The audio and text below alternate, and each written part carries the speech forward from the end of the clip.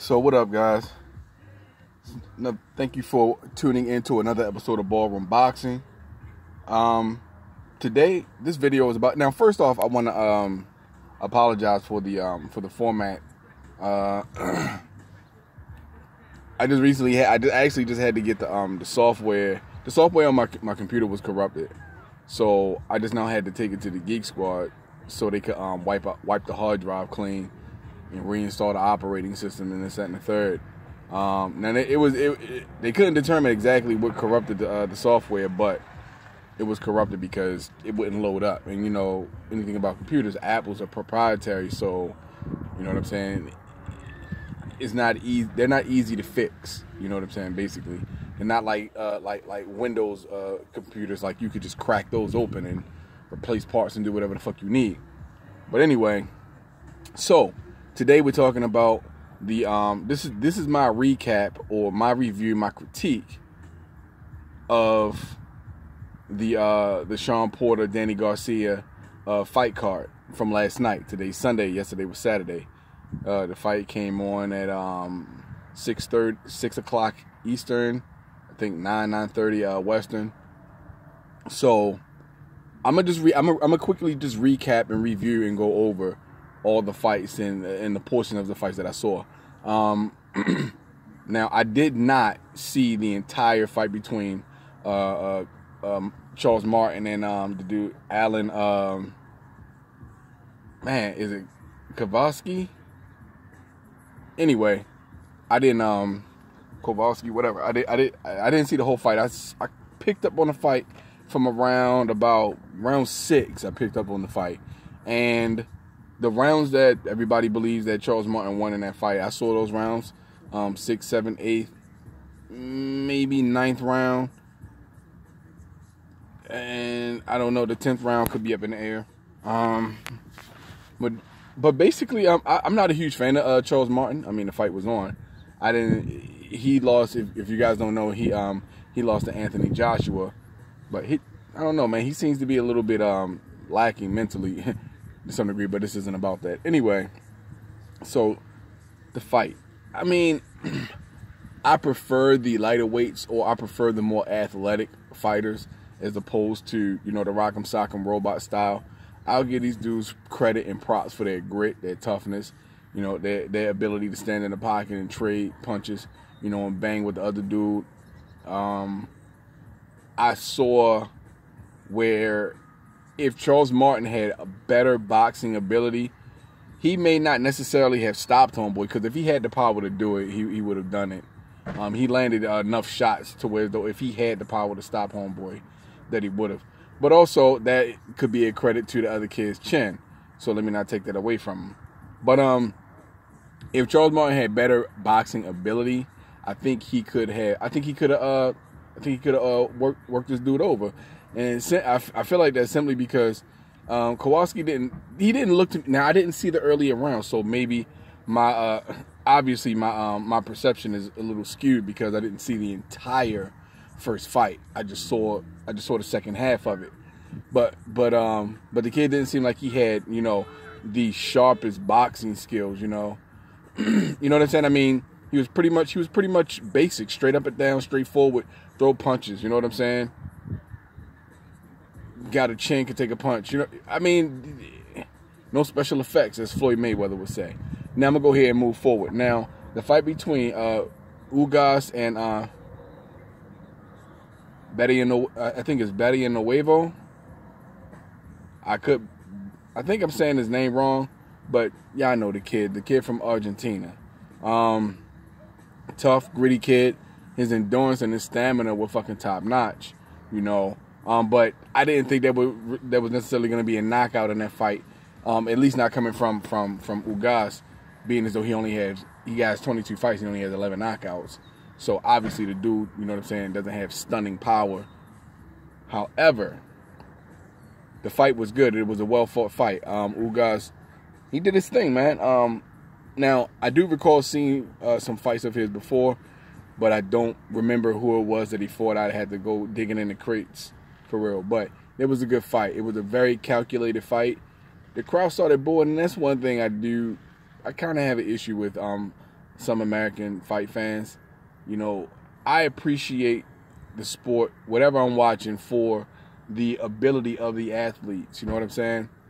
You know, having been trained myself and trained and sparred and all that kind of shit, I appreciate the sweet science. You know, I appreciate the fact that a dude can master, you know, combat sports the way that they do, and be able to effectively, you know what I'm saying, effectively beat the shit out you without taking a whole lot of punishment. I mean, one of the first rules of boxing and combat sports is protect yourself at all times. So that shit should always apply, no matter who it is. You know, I like boxing. You know, I like the exciting fights. Even the quote-unquote rock'em sock'em robot fights. You know, I will watch those because I love the sport. But also on top of that, I do appreciate the sweet science. You know, but anyway, Ugas put on a masterclass performance against this kid. He was very methodical, calculating. He picked his shots well. He didn't waste any shots. You know what I'm saying? At least in the beginning of the fight, the first round, he was very measured with his punches, and he only threw body shots. You know, Barria Nuevo, I think I'm saying his name right. I'm gonna just call him the Argentinian. The Argentine. I'm gonna just refer to him as the country he's from. It's just easier that way. But anyway, he was an aggressive dude. He was winging a lot of his punches. You know, he was throwing a lot of haymakers, and Ugas was blocking, slipping, bobbing, weaving. I mean, he you know what I'm saying? This dude was missing by miles. I mean, you can see his punches coming a mile away. You know, so in my opinion, Ugas gave a very, very masterclass performance. And I think him and anybody in the top 15 right now of the welterweight division could possibly make for some good fights. But let's narrow it down to 10. You know what I'm saying? Because he's number 2 in the IBF right now. And we all know that Errol Spence has the IBF belt. And, of course, I'm going to get to Errol Spence very shortly. He has the IBF belt. Ugas is number 2, ranked in IBF. So, you know, yeah. I mean, of course, he has to take a number and get in line if he wants that Errol Spence work, because Mikey Garcia wants it, Terrence Crawford wants it, now Sean Porter wants it, you know. So that's what 3 cats in front of him already. So let's see what happens with that. But I think Ugas, for right now, from what I've seen from that performance, the dude has a very, very sharp ring IQ. He's very smart in the ring. He did a lot of things right. In fact, he did virtually everything right in that fight. Like, I don't have any complaints about what he did. The Argentine kid, he was tough. And again, Ugas did not have the power to stop him. So if you were expecting him to knock him out, then I mean, you pretty much put your hopes up too high. You know what I mean? That's like expecting a rock to fucking grow wings and take flight. You know what I'm saying? You put your money on the wrong horse, basically. Look at his record, 22-11. You know what I mean? Sometimes you just can't get it done. Sometimes you're fighting somebody that's just that fucking tough. You feel me? It's not always gonna happen. But he beat him about as soundly as anyone could beat a motherfucker in the fight. You know what I'm saying? So anyway, yeah, I want to see Ugas again. You know, maybe with a next level of competition. You know what I'm saying? Not moving him up too fast, but somebody that whoever he fights next should be someone who is recognized in the welterweight division. Now to the main event: Sean Porter and Danny Garcia. Now, and to be honest with you guys, I actually did record some audio for this last night after the fight, but I didn't fucking feel like it, man. So I had to take a quick break real quick. Had to take care of something. But now on to the Sean Porter. I forgot where I left off at, but anyway, now to the Sean Porter and Danny Garcia fight. Now, that fight went. Now I did watch 7-8's take on how he thought the fight was gonna go. I made videos and I gave some of my thoughts and insights on what I thought about the fight. I was undecided about who I thought would win, but I now I don't know if I actually ever said this on video. I believe I have, but I felt like Sean Porter could beat Danny Garcia and get a decision. You know what I'm saying? Because a lot of people don't pay attention when they watch fights. Sean Porter can box. I've seen him do it in spots, in spurts and fights. He's not the greatest, you know, and his strengths, you know, the bull rushing, you know, the aggression, the throwing multiple punches, combinations of shit, never letting up, the constant pressure. That's him. That's how he fights. And he did a lot less headbutting in this fight than I've seen in recent memory. So that lets me know that this dude still has room to improve, and he's doing it. So I say kudos to Sean Porter. Now, Danny Garcia put up a good fight. You know, Danny Garcia is nobody's punk. You know what I'm saying? I've gone on record before saying I like Danny Garcia. There are a lot of things that Danny Garcia does that I like. You know what I'm saying? Like that left hook, for instance. That is a very well-timed and very polished left hook. You know, Danny Garcia catches and shoot very well. You know what I'm saying? And because he's not real fleet of foot, he kind of has to be real good with catching and shooting, and you know, with his defense and stuff, because he doesn't really he likes to stand in the center of the ring. You know, he doesn't have a whole lot of upper body movement and head movement. So yeah. So anyway, I mean, the fight was back. I mean, this was the most back and forth fight I've seen in a while. You know what I'm saying? The Luis Ortiz and Deontay Wilder fight was a little back and forth. You know what I'm saying? They both had their shining moments in that fight. You know, and they both got to show their grit in it. You know what I'm saying? Who the fuck they really are. But in this fight, I mean, it was literally, I mean, however you scored it. Danny Garcia round 1, Porter round 2, Garcia 3, Porter 4, Garcia 5. You know, but there was a little stretch where Sean Porter was putting in a little bit more effort. You know what I'm saying? And he wasn't letting up with the punches. So, all in all, I think it was a good fight. I think anybody who knows anything about boxing thought it was a good fight. Or knew it was going to be a good fight. You know what I'm saying? It was exciting from beginning to end. Sean Porter is not going to disappoint you. You want to see an exciting fight, Sean Porter is definitely going to always be in an exciting fight. Because he puts it all on the line, and he comes to fight, and he comes to win. And I respect that. But you know, everybody. I mean, there were a lot of welterweights in the crowd. Keith Thurman was in the crowd. Adrian Braun and the Cholo twins, and Errol Spence was in the crowd. Now, after the fight, I mean, if you don't know, Sean Porter won. He is now the WBC welterweight champion of the world. He is now, once again a title holder. You know, it's been what, 2-3 years since he lost to Kell Brooks. So yeah, now. That means that he's Errol Spence's mandatory now. So,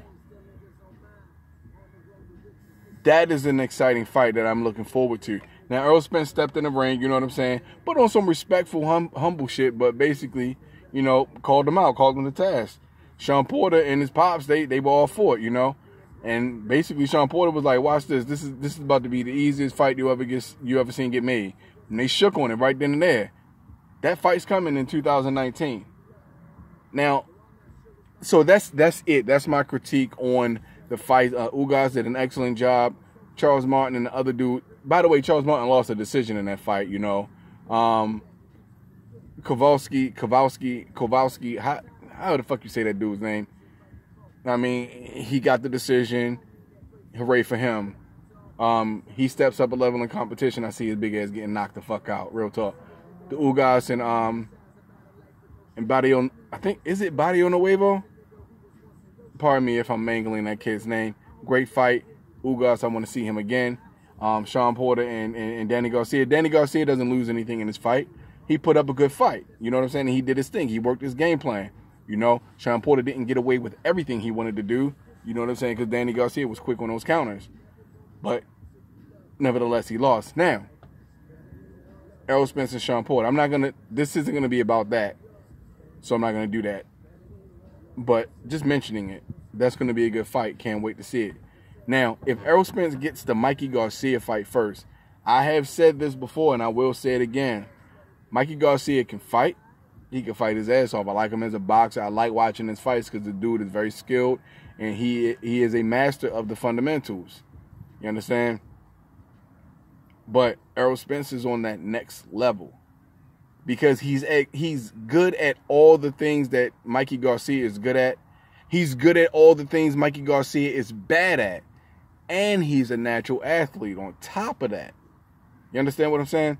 People sleep on Errol Spence, and I've said this before on my other channel. I will convert all my videos from my Knowledge and Self-Determination channel over to the boxing channel. But I have said this: people sleep on Errol Spence's skill set because you've only paid attention to and or focused on just what he does the majority of a fight, as opposed to paying attention to all the little nuances and shit.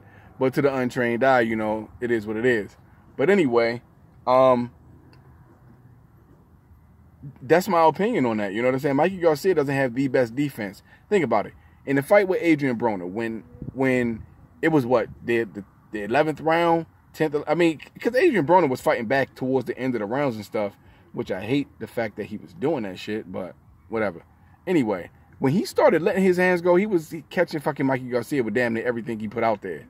You know what I'm saying? When he was active, when he was showing some activity, he was catching Mikey Garcia. He actually had Mikey Garcia rocking on his heels and shit for real. Not saying that he hurt him, but just had him backpedaling and shit. I thought he could take that shit. I thought he could steal it and stop him. But he let up on the pressure. So I noticed that about Mikey Garcia. His defense is not the greatest. He is not the greatest inside fighter. He can do shit on the inside, but he's not the greatest inside fighter. Errol Spence is a much better inside fighter than Mikey Garcia. The Robert Easter Jr. fight was good. That was a good indication of how good Mikey Garcia is, you know. Because I thought that was going to be a very, very tough fight. And Robert Easter Jr. did make it tough for a little while. I thought he would have kept that up, but it is what it is. He can go back to the drawing board and come back stronger. He loses nothing in that fight. Kid has a lot of grit. But I'm in the video with this. The Errol Spence and Mikey Garcia fight, more than likely that will be the next fight. Then the fight with him and Sean Porter. I'm not going to talk about that yet. But if the Mikey Garcia fight does come up next, all I'm going to say is this. Mikey Garcia cannot beat Errol Spence, man. He cannot beat Errol Spence. You know what I'm saying? He can't. Look at what Errol does in the ring and look at what Mikey Garcia does. Two excellent fighters. I will restate this. Errol Spence is good at all the things that Mikey Garcia is good at. Maybe a little bit better. He's great at all the things Mikey Garcia is bad at. You understand what I'm saying? And on top of that, he has more athleticism than Mikey Garcia. His footwork is way better. Now Mikey Garcia has good footwork because that is something that you master, the basics and fundamentals. Footwork is one of those basic fundamentals. He's mastered that. But Errol Spence has athleticism to support his footwork, which makes it that much better. But anyway, like I said, I was going to end the video on that. Let me know what you think. Peace.